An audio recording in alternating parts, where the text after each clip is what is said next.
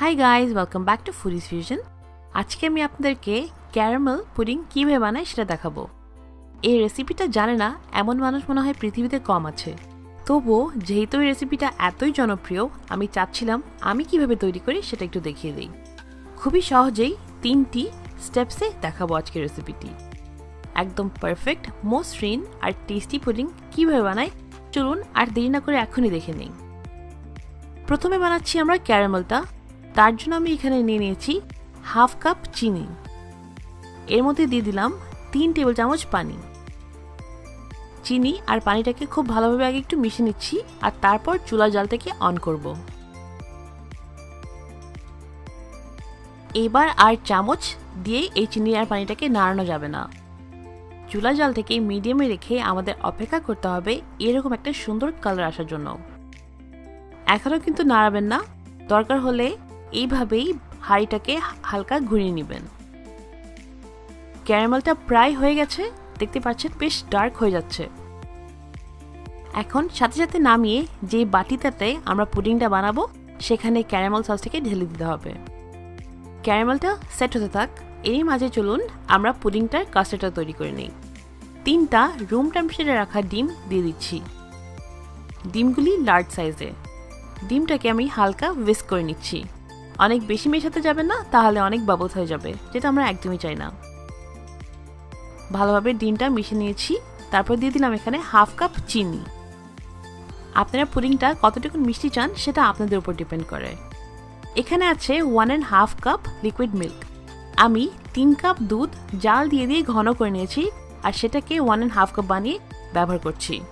এটার বদলে কিন্তু আপনারা ইভাপোরেটেড মিল্ক ইউজ করতে পারেন অথবা এমনি দুধ জাল দিয়ে ঠান্ডা করে ইউজ করতে পারেন। 1 চা চামচ ভ্যানিলা এসেন্স দিয়ে দিয়েছি।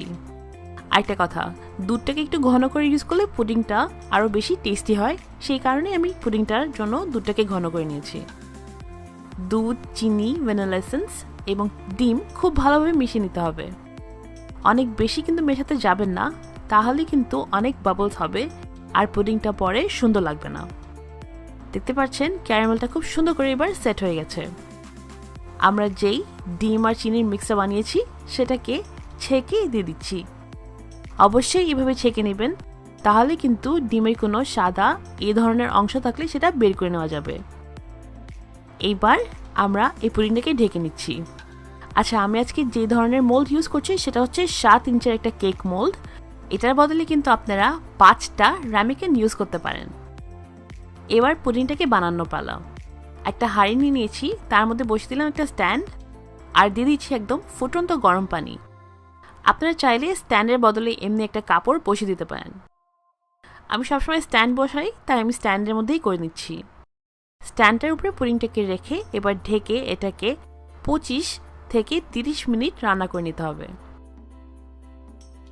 আমার আজকে প্রায় 27 মিনিট লেগেছে। 27 মিনিট পর আমি এই ফয়েলটাকে বের করে নিচ্ছি। তারপর একটা টুথপিক অথবা ছুরি ইনসার্ট করে দেখব যে পুডিংটা পুরোপুরি হয়েছে কিনা। পুডিংটা কিন্তু এই পর্যায়ে এখনও অনেক জিগলি আছে, কিন্তু একদম ক্লিয়ার বের হয়েছে টুথপিকটা, তার মানে এটা একদম সেট। এখন এটাকে রুম টেম্পারেচারে আনবো আর তারপর ফ্রিজে কমপক্ষে 3 ঘন্টার মতন রেখে দিতে হবে। সারা রাতও রেখে দিতে পারেন। 3 ঘন্টা পর পুডিংটাকে ফ্রিজ থেকে বের করে নিচ্ছি এবং সাইডসগুলিকে এইভাবে একটু ছুটিয়ে নিতে হবে। তারপর উপর দিয়ে একটা প্লেট দিবেন আর পুডিংটাকে বের করে নেবেন। কাজটা অনেক সাবধানে করবেন আর অবশ্যই কিন্তু গরম অবস্থায় পুডিংটাকে মোল্ড থেকে বের করতে যাবেন না, তাহলে কিন্তু পুডিংটার সাথে সাথে গলে একদম ভেঙে যাবে।